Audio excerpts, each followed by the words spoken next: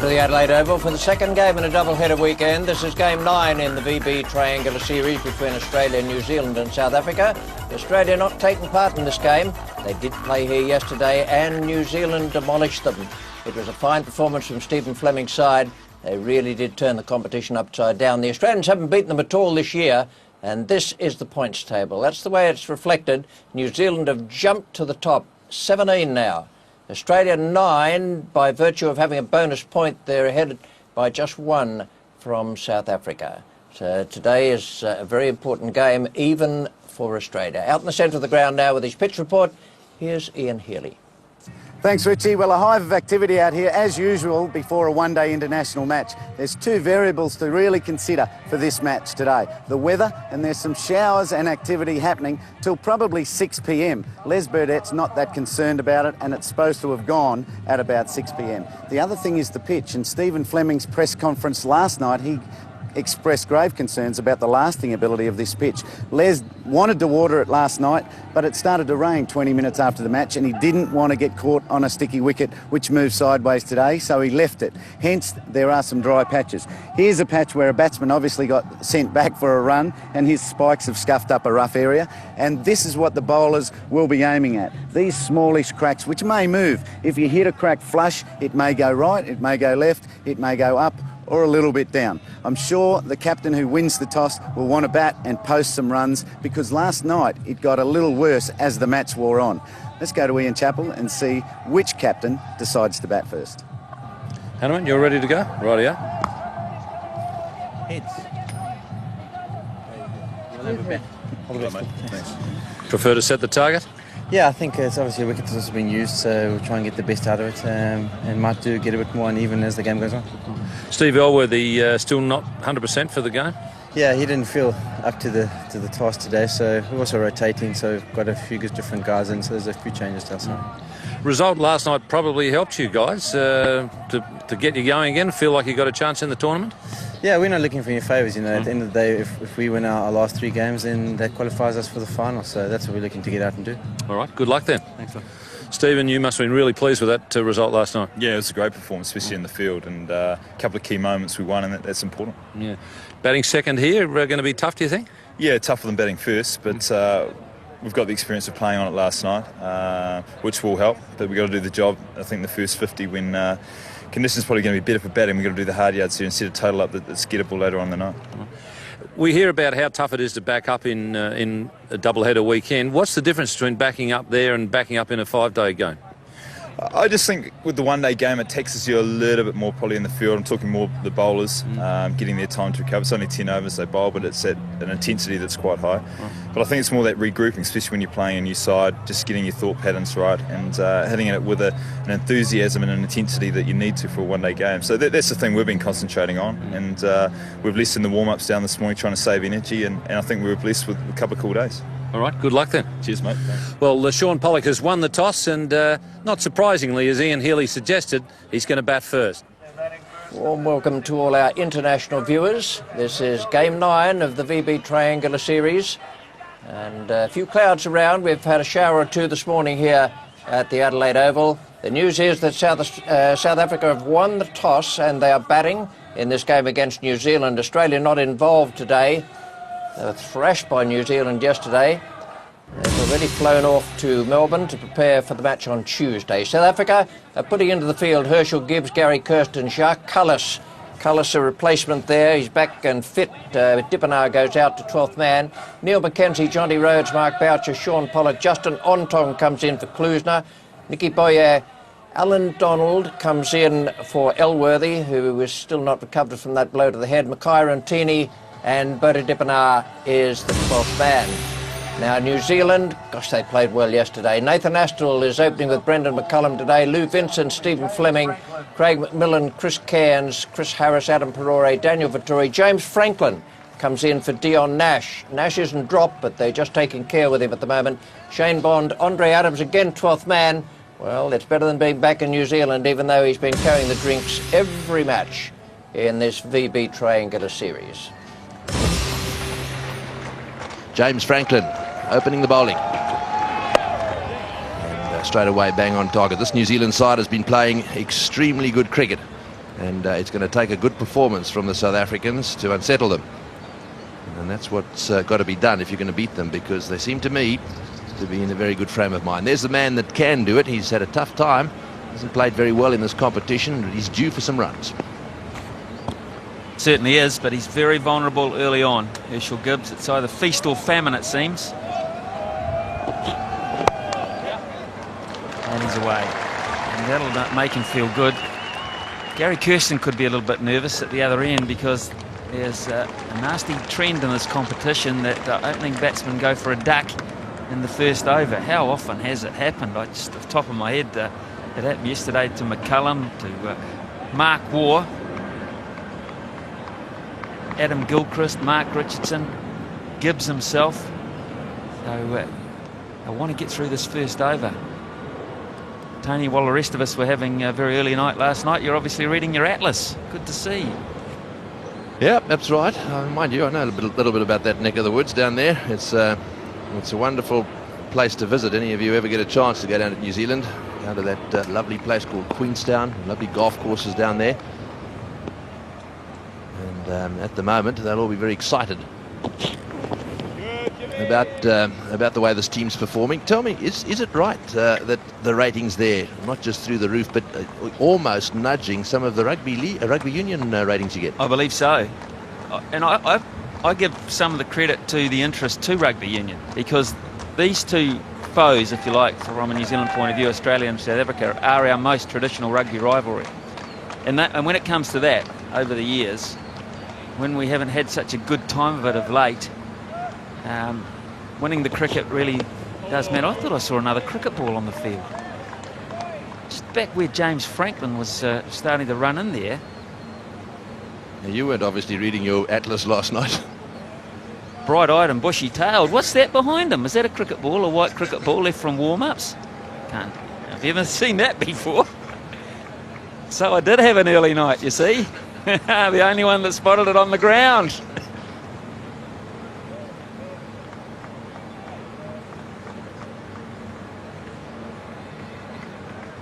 Well, I think Gibbs has spotted it now, and he's obviously thought, well, if I hit a great shot down the ground, especially after you've been talking about getting out for early in these matches, I don't want it to hit that cricket ball and not go for 4. So one of the practice balls on the ground. Yes, but getting back to your point, Tony, there's immense interest at home. Obviously, everyone loves a winner. But New Zealand came over here led by Stephen Fleming. I think even in our minds back home we were the underdogs against two very powerful sides. So 2/3 of the way through the round-robin phase of this competition, to find that you're in front and in front quite handsomely at this point has made everyone really feel good at home. And I'll be watching all right today. It's Sunday, and are we all tuned in? Waiting. So 2 runs off that first over, a wicket for 2.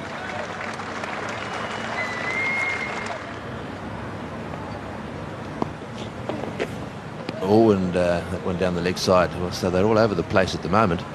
Direction. Yes, it's not good from a New Zealand point of view. It's giving both Gibbs and Kirsten a good look at these early deliveries. I think it will do a bit off the pitch, and I think as it gets older it'll be up and down more than sideways movement that is the problem for the batsman. But Stephen Fleming, he talked to Ian Chappell about backing up.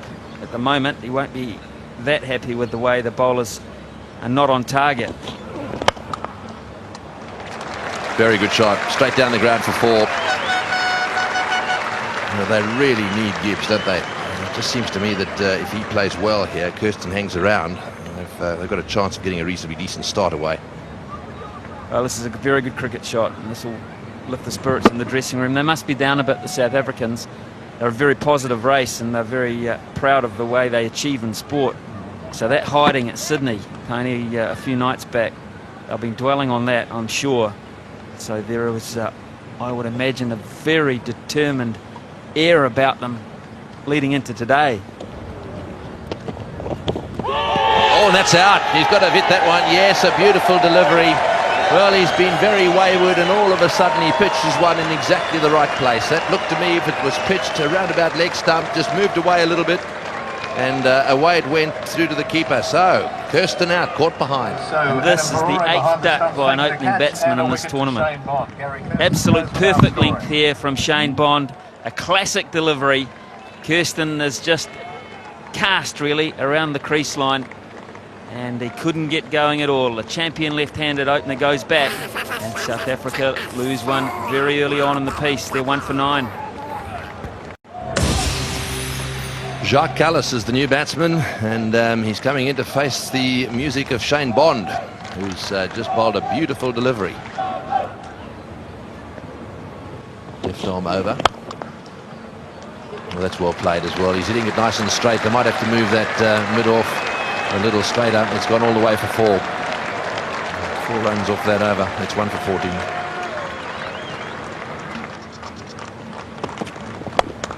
Oh, good shot. What a good shot that is. Beautiful cover drive. He's a champion cricketer, this fellow. And bad ankle or not, when he's playing in princely fashion through the offside like that, there's nothing better to watch in cricket. That's a wonderful shot on the up. You're talking about the form bowler in the competition, bowling it up to 145 to 150, and he has belted him through the covers. It's beautifully driven, and that's the way to play. You get a half volley, fast bowler on 144 k's, you put it away.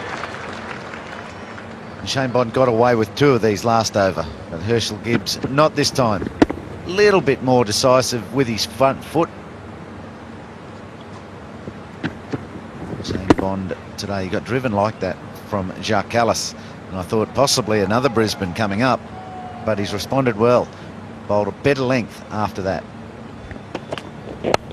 Now the short points coming in for Herschel Gibbs, as it did for Damien Martin last night. We saw the catch taken there, hitting square. He's only, 15 metres from the bat. Dicey placed a field against a good square cutter, but last night Lou Vincent took a ripper, dropped one and took a ripper, but 2 or 3 balls later at short point.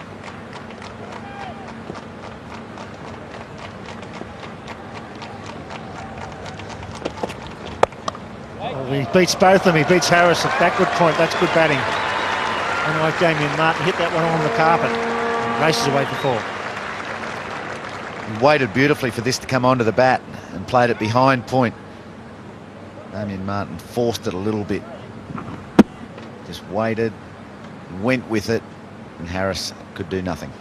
Yes, we've been talking about bowling to batsmen's strengths, but I think with Herschel Gibbs, he's the one guy I don't want to give too much room to. I think you bowled his body. He's nowhere as effective as he is if you give him some width. He's a very strong offside player.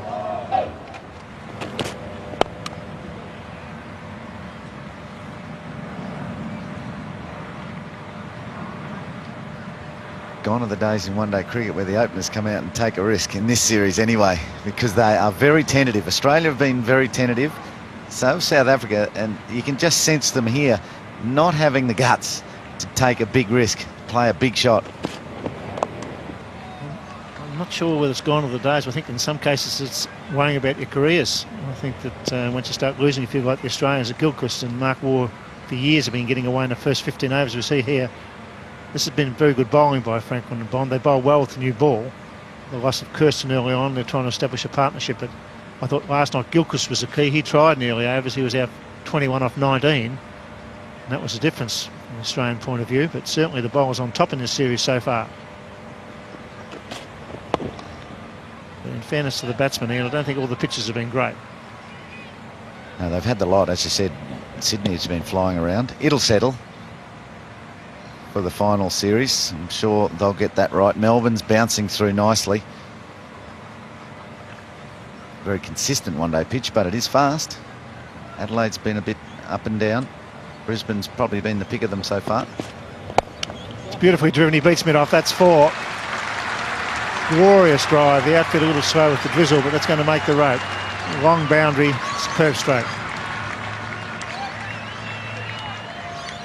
Anything that's pitched up and almost a half volley is what you can score off here in Adelaide. The bowlers really endeavour to hit the deck, hit the pitch. See if you can't get that variation in bounce. If you float it up half volley, it can go. Big step forward, though. That was a glorious stroke. He's hit 2 of these now. Full face of the bat. Chips it away nicely for a single out to square leg. Talk about the pitches. Brisbane probably been the pick of the pitches, and 240 was all they could muster. So still the bowlers on top, but all 3 top orders have been a little iffy. South Africa, they've had to really work hard for their runs. Gibbs and Kirsten have scored some runs, but taken plenty of deliveries to do it. Australia's the same, and so too New Zealand. That's a very good shot. Long fraction straighter, just cans and not buying a lot of fire. 9 off the over. It's 1 for 46. Oh, nice bowling, Dan. Very fast. Whether he saw Callis coming 95 Ks that, so he's thrown it in, angled it in perfectly too, so Callis couldn't even use the pace of it. He just had to defend. Good bowling, but what a season he's had, Daniel Vittoria. Everyone thought it was over before the first test. Went home with an ankle injury, come back from nowhere. It's an edge to that as he tries to cut. Outfield's still reasonably fast. Pick up 3. 4 off the over. 50's up for the loss of 1 wicket. That's a good shot. Got it well away from third man. Looks to me as though South Africa have said to themselves, well, this is not going to be the easiest pitch in the world to bat on second time around. Let's try and post a target to not be rash. Let's go between 220, 240. If we can get something in that range and then bowl well, it'll be very competitive.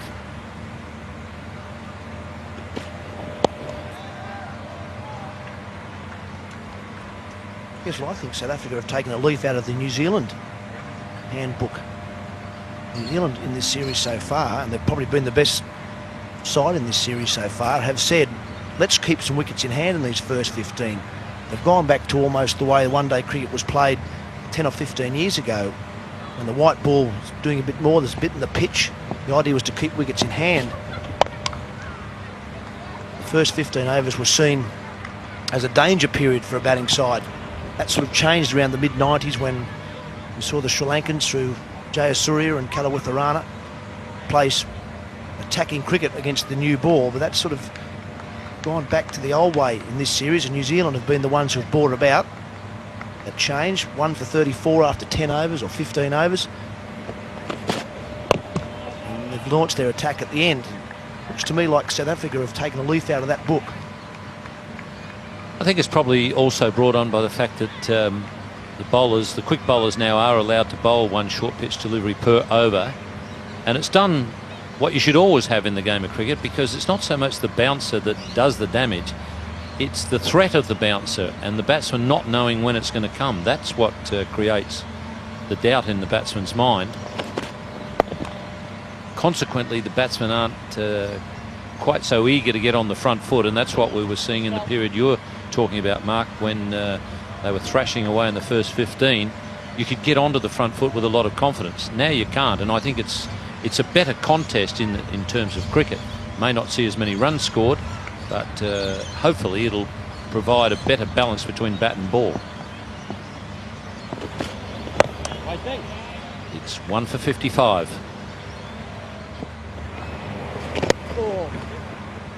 That's a couple of times now that Daniel Vittoria has found the outside edge of Callis's bat.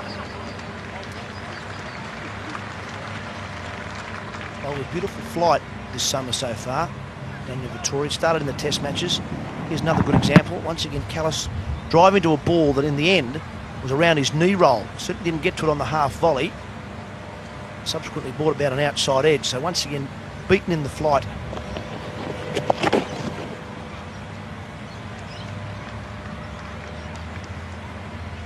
If you just watch that drive, or the attempted drive of Jacques Callis, we talk about beating a person in flight. This is a good example. Just look at Callis is thinking through the covers here for 2 or 3. Look where he ends up hitting the ball.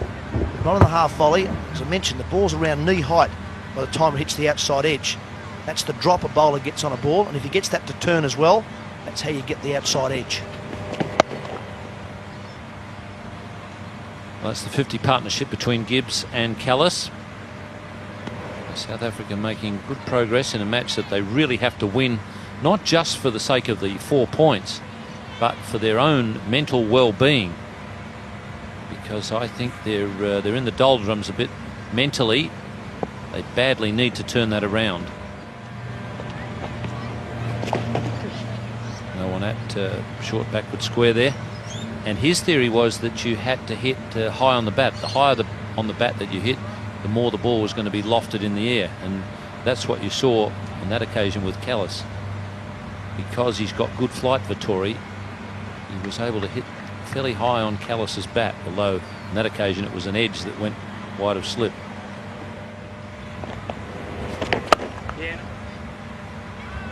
Well, that's well done. He got a hand on it and knocked it up for Lou Vincent. It's 1 for 60. Very nearly pushed that back into the bowler's hands. This shows you that this pitch is a little bit too paced. This gives it force off the back foot, and it definitely came off a lot slower than he thought it would. Also kept down a fraction. Right at the bottom of the bat.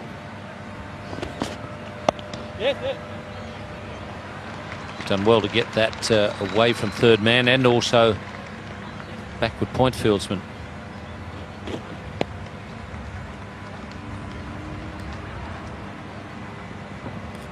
Gibbs playing off the back foot, hitting very early there. The ball hits right at the base of the bat, toe of the bat, but carried quite a long distance in the air.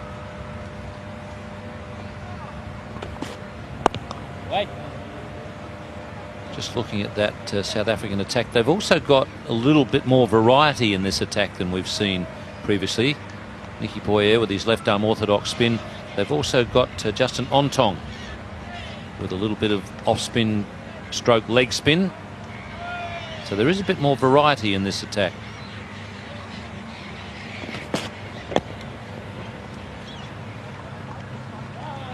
I think the other big plus for South Africa is having Ntini back. I think he's bowled particularly well in this series so far without a lot of luck. He's picked up a big haul so far, but he certainly could have. He's troubled most batsmen with a bit of extra pace with the white ball. A bit like Bond in that regard. He seems to have made batsmen hurry their shots. Well, that's where most of the runs are coming at the moment, behind square on the offside. It's 1 for 69. Edged and through to the keeper. So that's a big breakthrough. Chris Cairns getting rid of Jacques Kallis. Really has matured as a cricketer, Chris Cairns. We've seen a lot with the bat so far in this series. It's a nice little leg cutter. Looks like he just rolled his fingers across the ball on that occasion. Went slightly away from Kallis. That's a quality delivery to get rid of a quality player. Chris Cairns is the man who has done it for New Zealand. Kallis has gone for 30. South Africa now 2 for 74.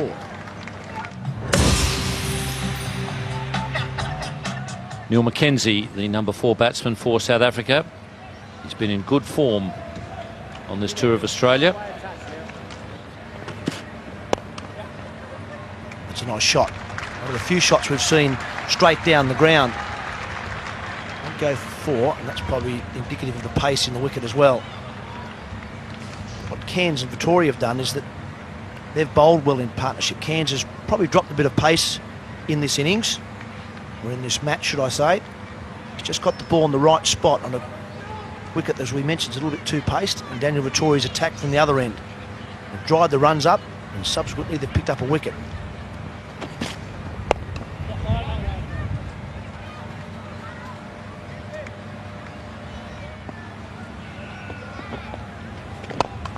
Oh, he's hit that one over the top for 4. Right in the middle of the bat. And it screamed over the top of extra cover's head. And she can't play this shot much better than this. Little message there from McKenzie to Vettori. Don't worry about me sneaking a single. I'll try and get him in fours.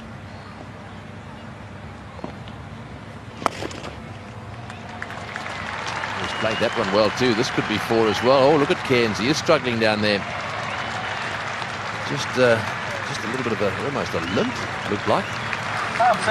So Gibbs, 12th half-century in one-day international cricket, appreciated by his colleague. Third for New Zealand it is, and it's very first in Australia.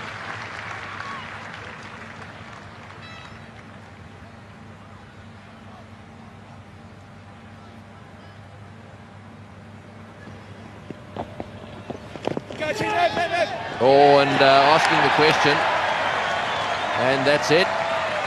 Just a little top edge there, just when they didn't need it. Mackenzie on his way. Well, they keep picking up wickets, the Kiwis. Here's another one. Well, that's about as soft a dismissal as you can get, and Vittori will be looking doubly happy there. He's thought out how to get Mackenzie. Ian Chappell was saying that he's batted well, but hasn't been totally successful. 3 for 93.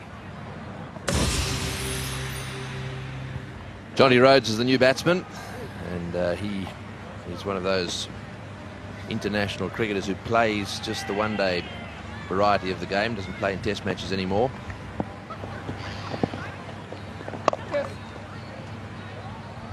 Plays that shot beautifully, cuts it away into the gap. That single brings up the 100. The run rate hasn't changed much, it's just hovering around 3.5. It's been there for most of the innings. So Rhodes at the moment settling for the singles. He's got 3 of those. Oh, catch it, Lux. Oh, and just short of him. There we go. There's an example of the ball just stopping a bit. Now I wonder if that knocked a little bit of the top of the pitch out, or whether it was just badly misread. Having a good look and wandering down the pitch, it did look to me in 1 or 2 little spots down there, there were a few loose areas. See if we can pick up anything here. Oh, it certainly jumped. So I think that probably hit one of those little patches. Very careful about driving. Well, that one certainly hit something, because Chris Harris does not normally spin it sharply and lift it up above the batsman's waist. There goes the spin, and it would have gone over the top of the stumps. It was up at waist height. He just chips that nicely. That's well played. Nice little chip over the bowler's head, through the Seagulls for 2. That's intelligent batting. Good use of the feet.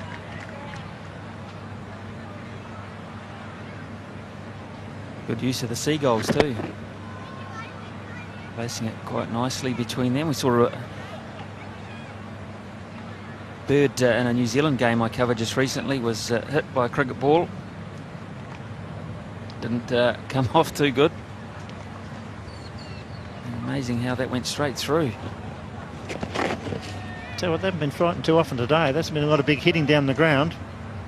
They're playing within themselves, South Africa here at the moment. Not sure why. I'm not sure why they're not really pressing and putting some pressure on the New Zealand fielders as well with the odd single or 2.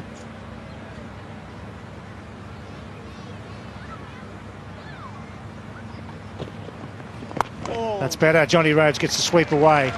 Tory won't get. That's a good intelligent shot. Sweeping Harris off the meat of the bat. Well, maybe this will kickstart South Africa. They've got enough wickets in the bank where they can take some risks and play some big shots and look for the rope and look for the fence. And they've got some hitters. They've got Boucher, they've got Pollock. Boyer, tremendous batsman against New Zealand in a series in South Africa not that long ago. It's got to be launching shortly. Just to reiterate the point too about the bowlers. Right arm over the wicket bowler, right arm over the wicket bowler. They're all the same. Pollock, Cullis. If you get in against them and the pitch is still okay, you can survive and score runs. Sweeps again. It's the single. 8 off the over. That's a good one for South Africa. 3 for 131. Overcover could be out the first time he goes, and he's dropped it. Well, that's a big let off. That's what he had to do, and Bond drops him. Herschel Gibbs breaks the shackles. It took a long, long time, and he should have been out. I will not say that fielding has been the highlight of this tournament, and here's another example of it. He did all the hard work, Shane Bond, and then he got himself into a situation where you've got to hold on to those, waist high. Big mistake. Now it seems that South Africa have launched. 2 aerial shots, 2 risky shots. Both could have been caught. One certainly went down. This was Harris again with that nagging line and length as the catch. He got into pretty good position. I think he took his eye off the ball. It went through his hands. He's been bowling magnificently. Took the catch here last night, but puts this one down. That's a vital miss because Gibbs is in his 80s and he's the man that's been there from the start. Nice little glance. We'll wait for the call whether it's leg buys or off the bat, and Johnny Rhodes is coming back for 3. Good running. Now off the bat, that's a nice leg glance. Now this is turning out to be a big over for South Africa. Harris knows it shouldn't have been. He thinks he's created 2 genuine chances. It should have been caught. Now he's punished fine. That's true, they'll get 2 again. So last, the run chases on, 10 off the over, 3 for 152. That's well away from the man at mid-wicket. Nicely struck. That's what Herschel Gibbs, there's no doubt about it. He's put his foot down, and he has to at this stage. It's been a really conservative total set here, or attempted total set. I think Herschel Gibbs now realises that if they're going to make that 220 or 230, they probably need to score it around about 8 runs and over from here on in for these last 9 overs, or just under 9 overs now. Really got to get a move on out there. And he's gone. He was trying to go square. That was the result of the field placing. They moved the man at mid-wicket a little squarer. Gibbs tried to go more over square leg and hit right across the line. Herschel Gibbs knew it. He had a good for the ball before. Trying to improvise. A long way across. That's hit middle and off. Herschel Gibbs picked up his second wicket. Herschel Gibbs played well though. Parts for 89. 4 for 156. Mark Boucher comes in at number 6 for South Africa. 4 for 156.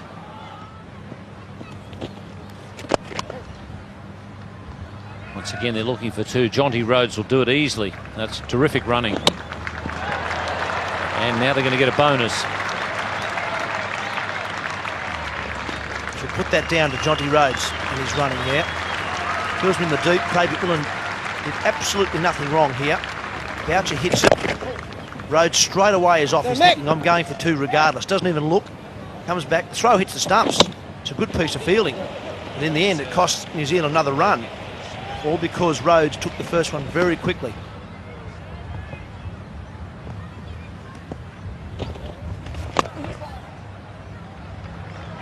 Once again, they'll pick up 2. Very good placement. It's 4 for 168.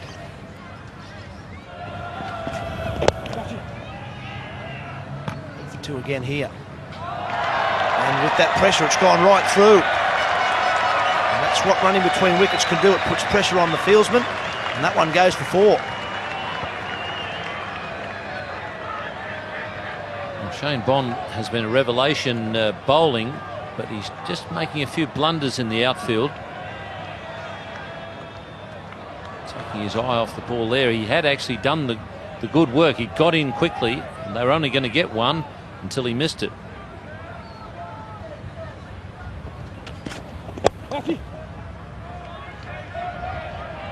That's 5,000 runs in one-day internationals for Jonty Rhodes.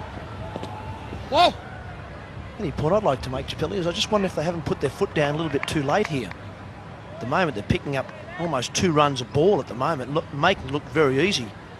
I just wonder if they haven't made their run a little bit too late. That they may post a score of 210, 220. Had they gone a fraction earlier, maybe 230 or 240 might have been on the cards.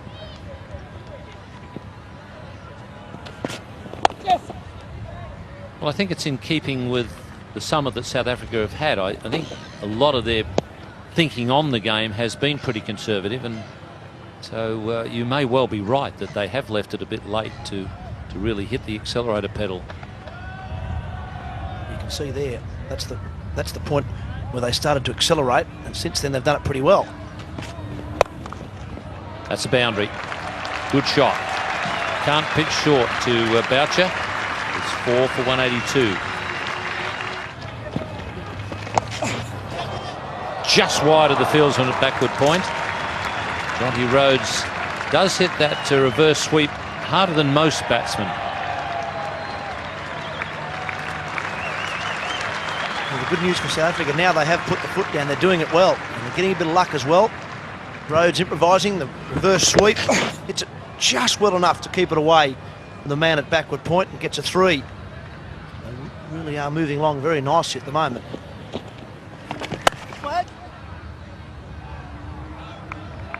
All of a sudden you can see the pressure's gone right back on the New Zealand fieldsmen. Things are just out of reach. They're starting to dive for balls they don't need to. You're seeing the odd fumble as well. It's all brought about by that sort of straight play. That's very good placement from Jonty Rhodes. Not easy to get it past that man at mid-wicket.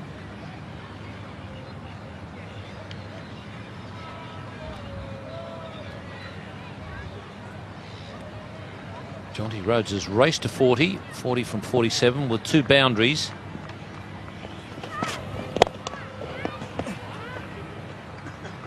And the boot comes in handy occasionally.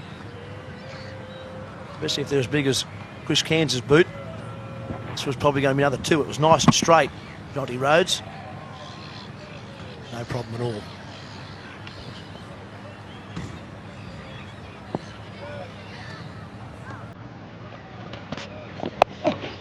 That's 6.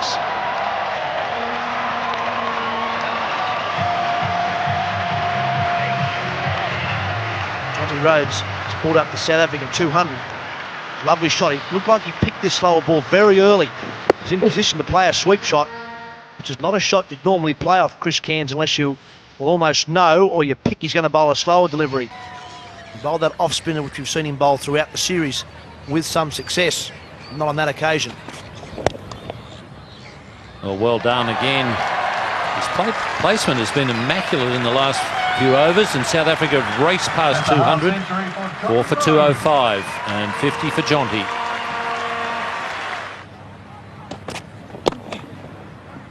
Oh, terrific.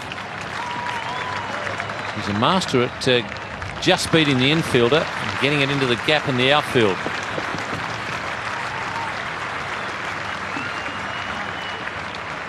It's amazing with a positive outlook, it's positive batting, how things start turning your way. We've seen a number of balls just fly all around fieldsmen. We're not thinking positively, those balls go straight to the fieldsman. All of a sudden, all the pressure has gone right back on the New Zealand fielding. Runs are coming at least 8 and over at the moment. That's well hit, that's 4. Well, that's the trouble when you're trying to bowl Yorkers. If you don't quite get it right, it's a nice juicy half volley. It still has to be hit though. So again, this time it's Boucher though, improvises well.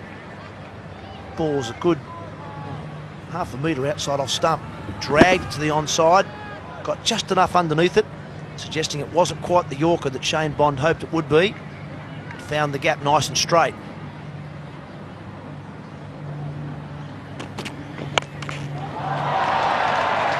That's just going to clear the rope.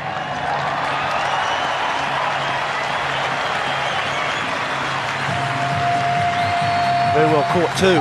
Man only a couple of rows back, just in front of the Victor Richardson gates. I'm sure this was quite out of the middle. Maybe just slightly towards the toe of the bat, but once again it wasn't the Yorker or the low full toss which you need at this stage of the innings. It's just the right length to get it just into the stands and pretty well held. Just leaning over the fence. He struck that brilliantly. Just short of the rope. One of the few times in this series we've seen the New Zealand bowlers under pressure, and they're getting it wrong at the moment. They're bowling those good length balls, which at the start of an innings are fine. But when you've got 2 players who've got their eye in, hitting the ball well, you don't want to bowl that length. It just gives the batsman the opportunity to get under the ball, like Mark Boucher did this over and the last, and hit it for, well, on that occasion it was 4, but that often goes over the fence. Often you need to get as full as you possibly can. You're better off bowling a low full toss than a ball of that length. Well, third man is up now, and they've got 3 guys, one at wide mid-on, a mid-wicket and a square leg. So there's no third man, with a left arm bowler coming over the wicket, so that could be very, very dangerous. No third man.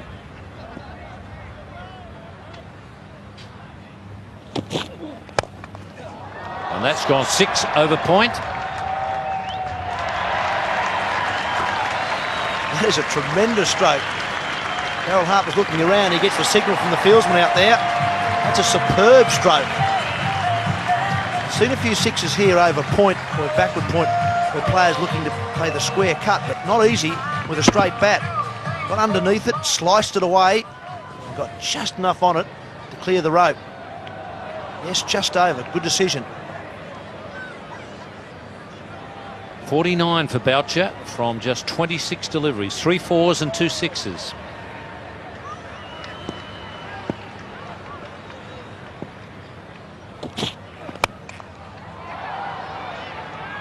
Cullum is at deep point. And there's 50, tremendous 50 for Mark Boucher. And a very fast 50 for Mark Boucher.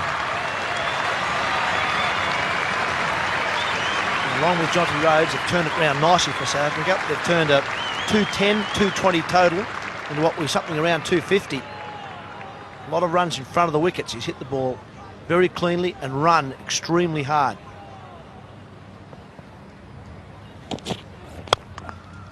That struck straight to Fleming at deep cover. So Jonty Rhodes smacking that one off the middle of the bat, but it's brought an end to his innings. But it's been a very fruitful time for South Africa. Fleming taking the catch there. It's a superb innings comes to end once again. It's the wrong sort of ball. It's not full enough. On this occasion, Rhodes hits it sweet but picks out Stephen Fleming for a comfortable catch. So a partnership of 86 from 45 comes to an end. Rhodes has gone 5 for 2 4. Incidentally, off 27 balls, 3 4s and 2 6s. Well, another good striker comes to the crease for South Africa. Sean Pollock. We've seen him with some very clean hitting.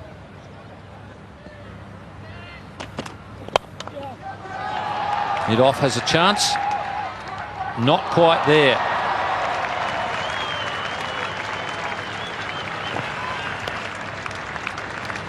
Well, we'll go down as a chance. It would have been a very good catch from Nathan Astle, who I think may have just got a hand on it on the full. Move a fair way to his right. Yes, the ball just carried. As is always the case, well, often the case when the batting side is going forward and being positive, all of a sudden those catches go to a fair way away from fieldsmen. It takes a good effort to remove them.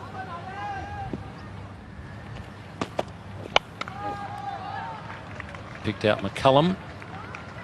That's well fielded.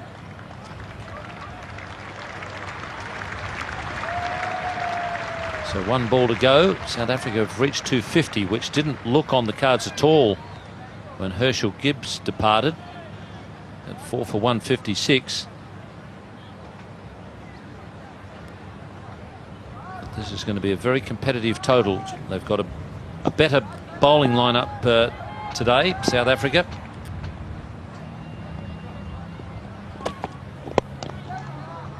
They'll be looking for 2. A little chip shot. Well, that's a very good recovery from South Africa. Finished with 253 from 50 overs. Herschel Gibbs played his part with 89, but they've got a lot to thank Jonty Rhodes and Mark Boucher for. 55 from 54, Jonty, and 57 from 32, Boucher. That was a special knock. There's a very appreciative crowd here too, up on their feet to Mark Boucher. He's given his side a very good total here in the second match of this double-header weekend at the Adelaide Oval. 111 runs from the last 10 overs is what Boucher and Rhodes in particular were able to achieve. And now New Zealand will have to chase the biggest total of this summer to win the match. So I dare say Sean Pollock, the captain, absolutely delighted with his side and the total of 5 for 253 that they have achieved. Well, they eventually got the run rate up over 5 So the players will per now over. break for dinner. Don't forget the sack of New Zealand. 2 wickets there to Chris Cairns, but he paid for them. 2 for 69 from his 10. And they actually paid for having the 2 younger bowlers finish out there. They took a bit of a pounding, Franklin and Bond. Herschel Gibbs was the man who set the platform with 89 from 132. But Rhodes 55 from 54, Boucher 57 from 32, took them to 5 for 253. So if he could just get a decent score and get that confidence up at this level, then he becomes a really good member of the New Zealand team, because he is a good contributor in the field. And he's gone. So there's the 9th duck so far for an opening batsman in this series.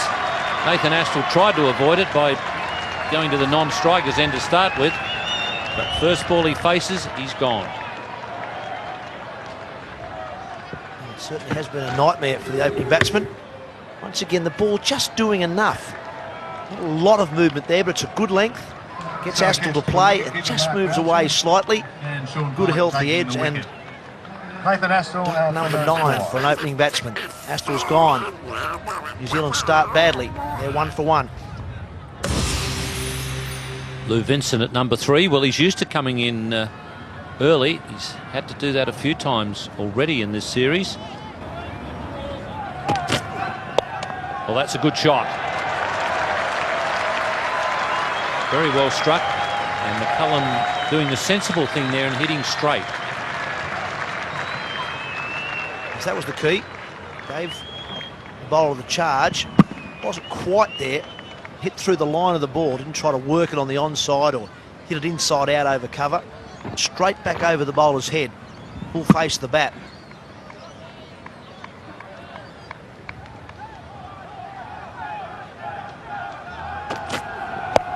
Well, that's a good shot. That produced the slightly shorter delivery, and he was onto that very quickly.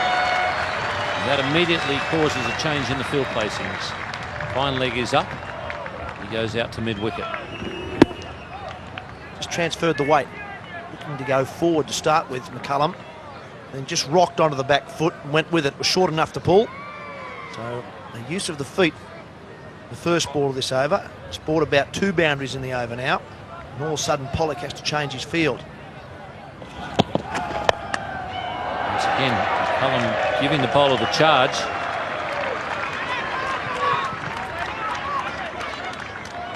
Just quite out of the middle on that occasion. A good intent from McCullum. Afraid to play his natural game. Even with the loss of Astle's wicket in the first over. Prepared to have a bit of a go, and I think it's also good to see that McCullum and Vincent are in this New Zealand side. It looks to me like they're building a very good one-day side for the World Cup about this time next year. I'm sure they would love to keep these 2 batsmen in that side because of their fielding, their all-round ability in one-day cricket.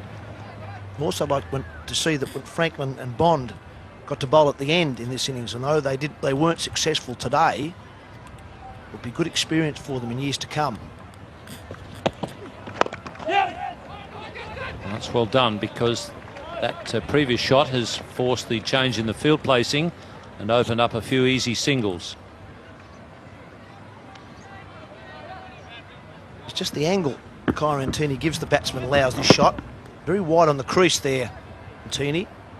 McCullum just works it on the onside. And the other thing about Antini's bowling that wide, it's very difficult for him to get an LBW when he does bowl that wide on the crease.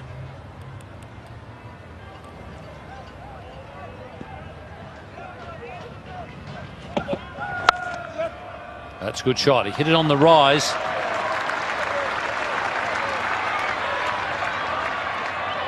And it's well timed. It's Vincent's first boundary, and a very good one. Once again, Antini's wide on the crease. This is not a bad delivery. It's just an excellent shot. Planted the foot forward, hit through the line. The ball was above knee height when he hit that. Not only did he time it well, he placed it superbly.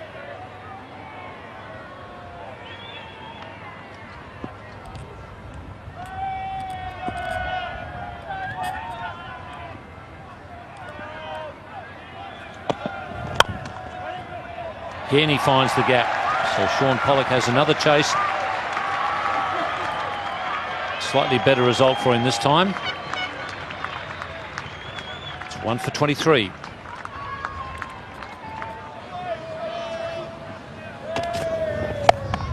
In the air, but nicely into the gap.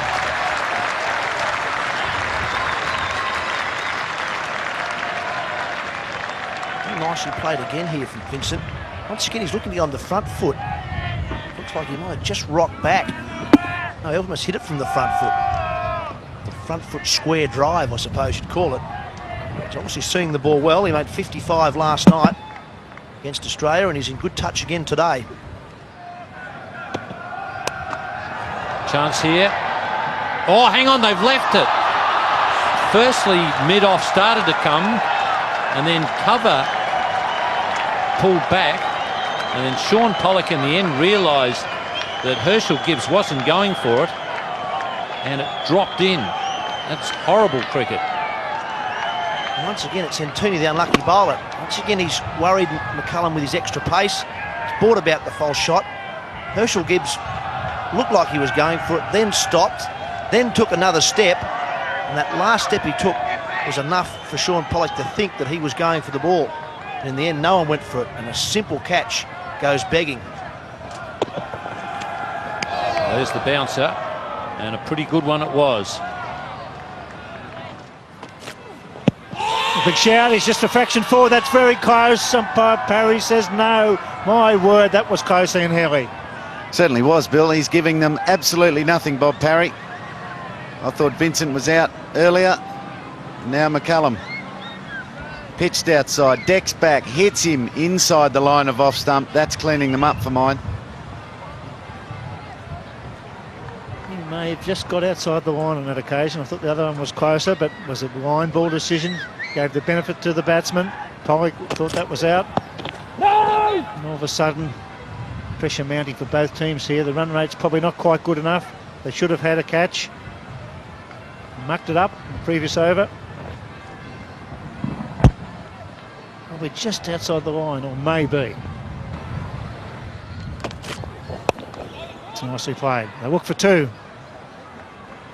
Back he comes. Very good running after hesitation. Safely through. That's great running. It's not a long boundary out there.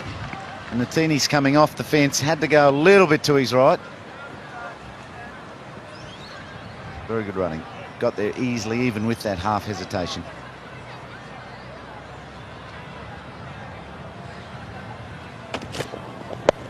Chips, he could be out. Can he? Yes, he is. Change of pace. Vincent hitting too soon.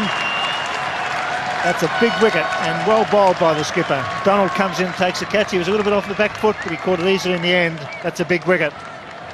2 for 20. Slower ball. Holds up on the pitch. A half-hearted, half-committed drive merely goes to Alan Donald at regulation mid-off. The senior players are the ones standing up. That's what Alan Donald said had to happen. It's 2 for 37. 41 balls faced there. Stephen Fleming, the New Zealand skipper at the crease. He's got 85 at Bellerive, but hasn't really batted with a lot of confidence in this competition so far. His record's very good. Shout again. Umpire Parry says no. Seem to be going down leg side, but we'll have a look at the replay. By Bob Parry, a leg by called. Donald with a smile on his face. They're all around this strike zone tonight. Brendan McCullum, for some reason, looking to hit onto the leg side, his favourite side. And he gets hit possibly a little bit high this time. So they are all around the danger area. Harry, so far, has resisted the temptation to get that right index finger up. Nicely played that before. Hands up inside the circle. Donald was too straight, but beautifully timed. New Zealand 50 up. They've started exactly the way they needed to, even though they have lost 2 wickets. But you could see what Alan Donald was thinking. If I'm getting him hit on the pads just outside the line, I've got to get a touch straighter, and Brendan McCullum has been good enough to take a leg glance right from middle stump. Cuts and cuts well. 6 off the over after 15 overs. It's 2 for 53.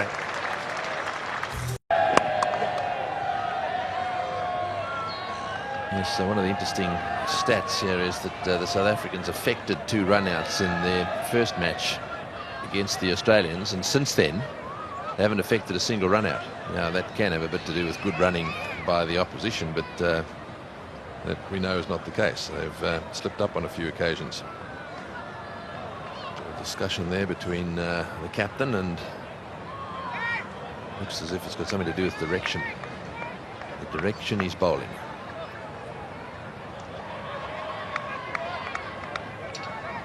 Well, I'll be interested to see if there's a field change when Fleming gets on strike again.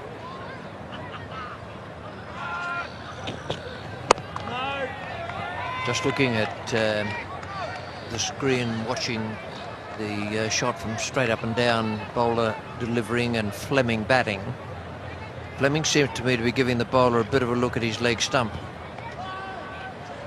I'll be interested to see what Pollock does with his leg side field placing when Fleming gets on strike again.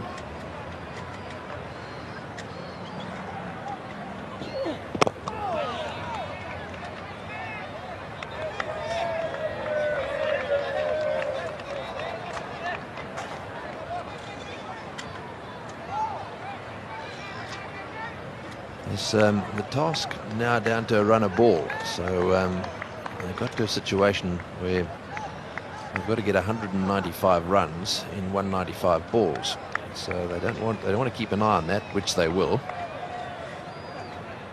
And it's when they keep it quiet. Oh, that's got to be close. Oh yes, he's given him. Yes, one had the feeling that was going to be very close, and it's got a lot to do with the fact that they really weren't getting any boundaries away, and that was an attempt at a pull shot to a ball that wasn't really there to be pulled. Brendan McCullum has resisted the temptation to look at his skipper down the other end. He knows now that it would be a wise thing not to catch Fleming's eye. Just moments before drinks, and it's 3 for 59. Craig McMillan is the new batsman out there because, well, there's no doubt that McCullum was plumb LBW, out for 29. Just beginning to get a little bit frustrated. They weren't getting things moving. And that's what happens in situations like this. 4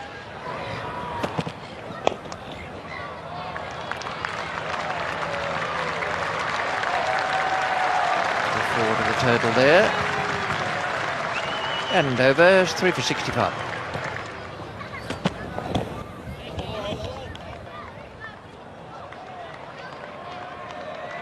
Of 32 balls. Is Donald not happy? I think that's probably fair to say. He's quite pumped up out there. He's not been happy about too many things. He's yeah, he thinks that was okay, but I think when he has a look at the replay, he might be less critical of the umpire. Might be saying what a stupid thing to do to himself. Umpire Parry is the man standing at the city end. Now Donald is having a chat. No field changes, although he is looking for them.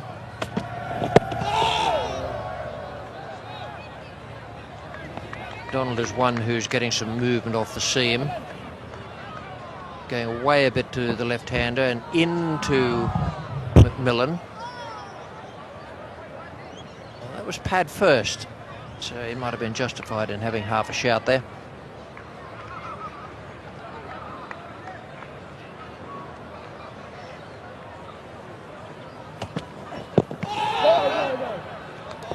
But not there.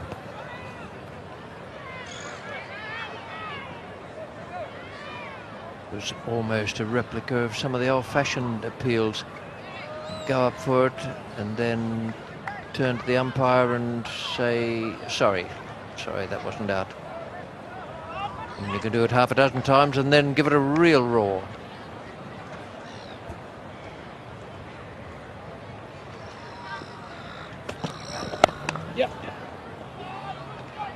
Oh, he's missed it. He's missed it. He's gone at it with his feet. And it's going to go all the way for 4. And I can tell you that Sean Pollock is not happy with himself. He sets pretty high standards.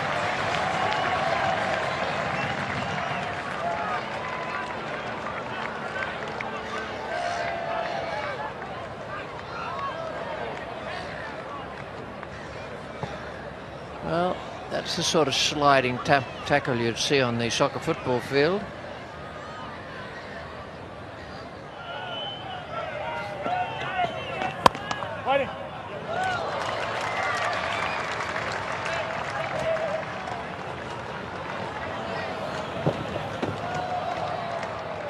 Well, that's a bit of a shambles as well. Running between the wickets was fine, but Pollock's frowning. Callis is not happy. Now this is what's gone on. There's the throw. It's gone around about halfway down the pitch. Callis is not behind the stumps. Ball's gone not for overthrows. That's why I said a little earlier, I thought it's been a really mixed summer for fielding. A lot of it brilliant, and some of it not quite so.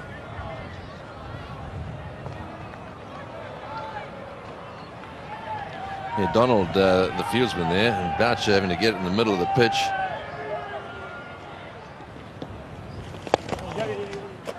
And that's the way it goes, but along the ground.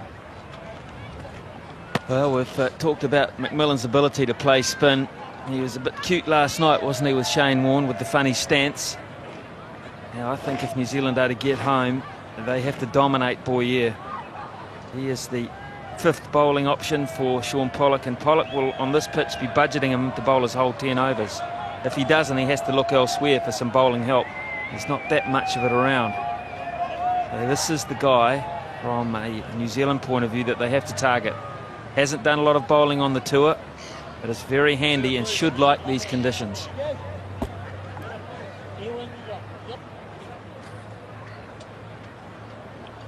We came over the wicket to the left-hander Stephen Fleming. It's around the wicket to the right-hander McMillan. So they're not, as they have done sometimes in this summer, the South Africans, not working on a negative option or a containment option of coming over the wicket, pitching around about leg stump to the right-hander. He's looking to get McMillan out, coming around the wicket.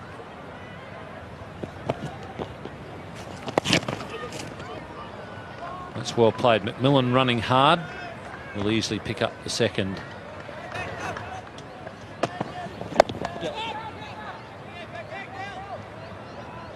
Yes, I think the trouble is when you're sitting there in the pavilion and the required rate is building, your adrenaline starts to build with it just while you're sitting there. Normally you want to be as calm as possible while you're sitting there waiting to go in. But you start to get a little agitated when that required rate goes up and you're thinking, oh, when I get out there, am I going to give it some? And that's not a good way to be approaching your innings. Mind you, Chris Cairns may be quite calm and cool and relaxed when he gets out there.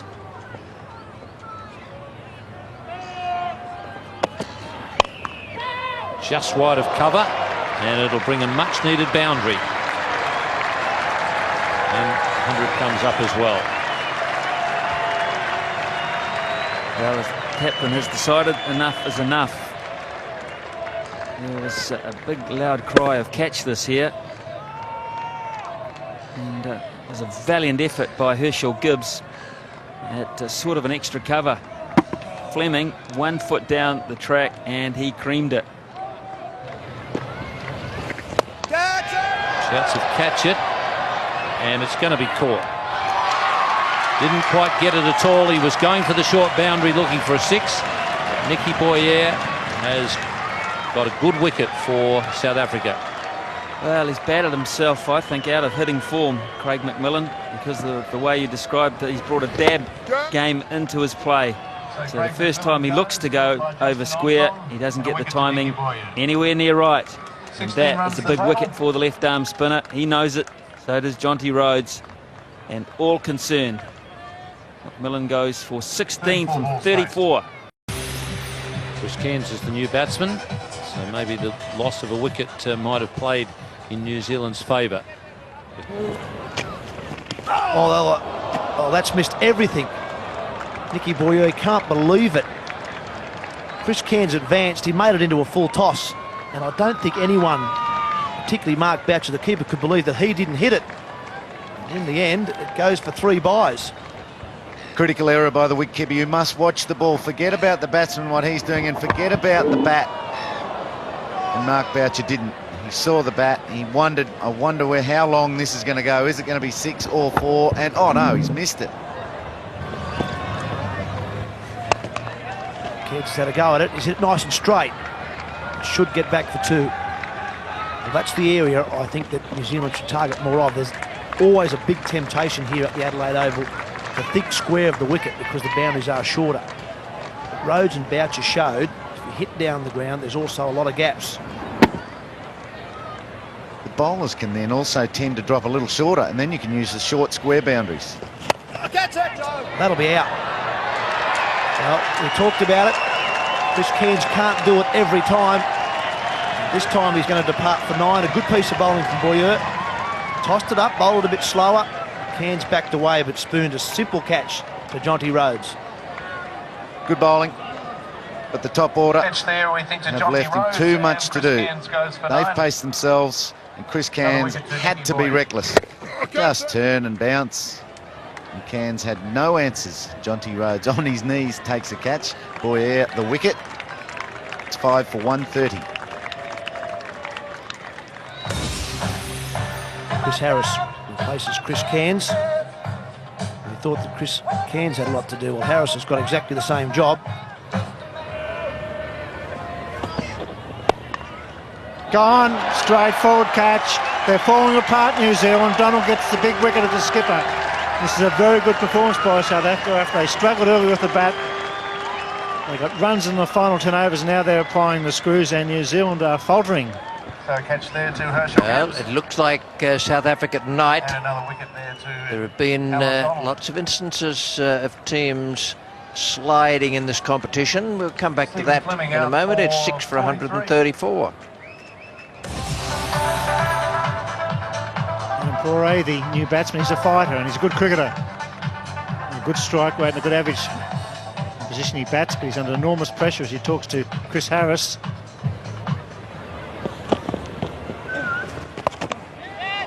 Catch, it's a cry, but it's a good hit. Goes into the fence for 4. He's a good cricketer, good gutsy cricketer, this man on screen. And Poore never gives up the fight, always accepts the challenge. That's a good sweep shot, found the gap.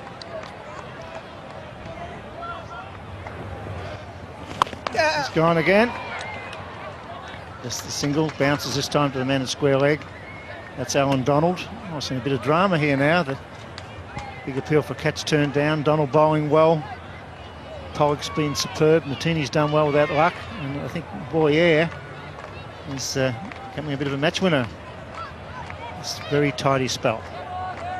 Well, the drama is very much associated with bonus point. It's cracked away. Just the single. 6 off the over, 6 for 141. Oh, yes. Got him. That's good bowling. He's bowled superbly tonight. His 50th one-day international wicket. But tonight he's been superb. Knocks out Poore, bit of turn, good flight, and he's picked up 3. A very impressive performance by the orthodox spinner.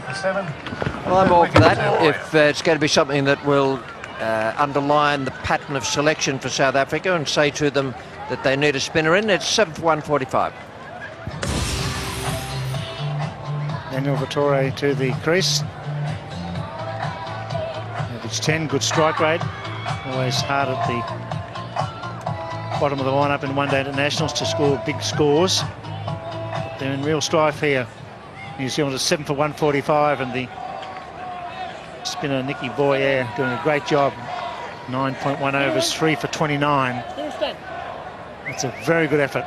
They tried to get after him, Cairns and company. But he's been very economical. 3.1 runs per over is a fine effort.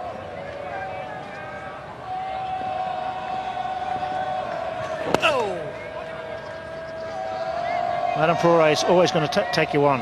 They needed quick runs. He was going to try and do it. He got 7 off 9 before he tried the sweep shot. Just spun a fraction, but mainly held its line. Took back off stump. Get it! Yeah, and that's out. He's got 4. Well, that's a good effort. He's bowled very well also. He's used his head, his flight of the ball, spun 1 or 2 quite sharply, and bowled a good top spinner. And that one has found out for Tory. It looked to me as though it was the top spinner, therefore sweeping against the spin, and quite a simple catch. It was on-tong, just an on-tong, just round the corner, and it's 8 for 145. James Franklin to the crease. 8 for 145 in the 42nd over. Nicky Boyer picking up 4 wickets. He's driven to mid-off, a single. Look at the card. Fleming 43, the top scorer, the last man out. Tory went for the sweep shot. Made a meal of it. Nice fight. A little bit of turn out of the rough. Maybe the top edge or top of the back. Simple catch to on-tong it, backward square leg. Tory gone for duck off 2 deliveries. It's one of the good things about spinners in any form of the game, the longer version or short, that they confuse the lower order. They provide the change of pace, a bit of spin as well. Big shout. He's given one. He's given him LB. Donald gets a wicket. 9 are down. Franklin departs. And South Africa cruising the Adelaide Oval. I think Alan Donald's pleased about this. That looks plumb, whereas the other one earlier to the left-hander looked as though it would have missed off stump.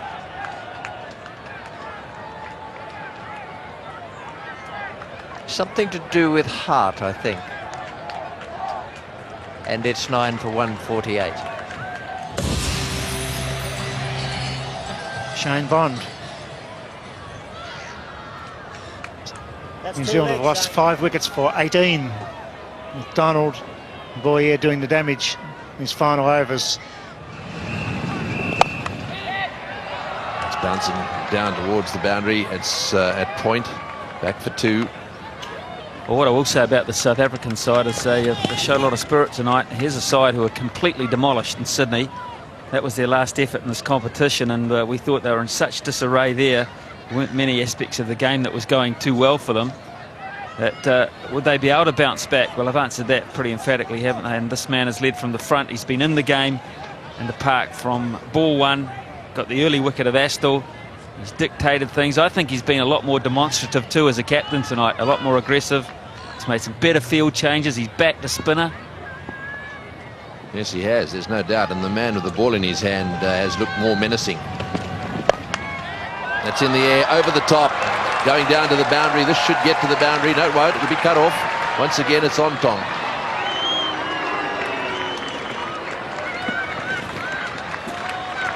So the end of another over from Alan Donald. 6 from it. It's 9 for 159.